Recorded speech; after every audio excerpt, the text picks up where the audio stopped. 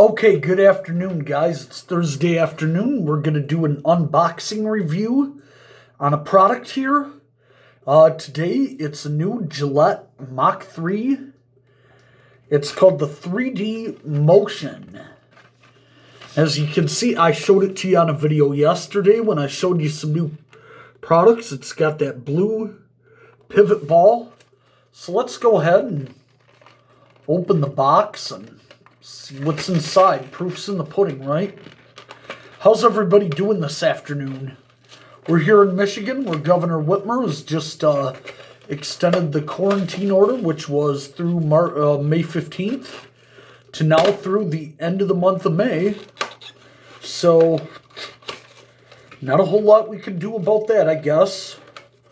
But getting into here, you see what the razor looks like. Let's go ahead and pull it out. Came with one spare cartridge for once the razor blade feels done and removed. But here we go. Here's the 3D Motion. Not quite what I was expecting. Now the handle is pretty much the same as any traditional Gillette Mach 3. But no, moving this on here, I've got the cover on this. I'm not shaving on a dry face. Whew. But just the pivoting action, I'm going to have to do an actual shave at some point. Don't worry, I'm not shaving on a dry face. I seriously have the cover over that. But, personally, so far, without going into it any further, I don't really see where this is just something other than to invent a new product and make a couple extra bucks, because Gillette, let's face it, they've lost their creativity. They made these blazers. They went from 2 to 3 to 5 to, then shit caught up with them. They made a 5-blade hydro, did pretty well. So Gillette's got to stay on top of the game by just increasing more products to a line of product that they already have, which, it started back in, I think, around 2004, 2005, when they introduced the Gillette M3 Power.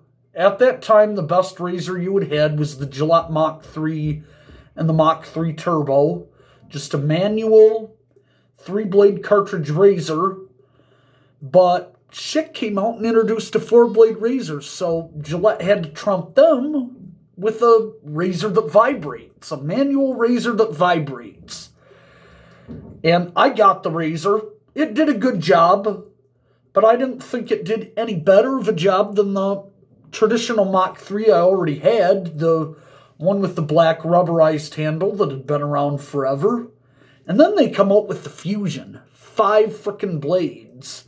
And I got that in the mail when I was 18.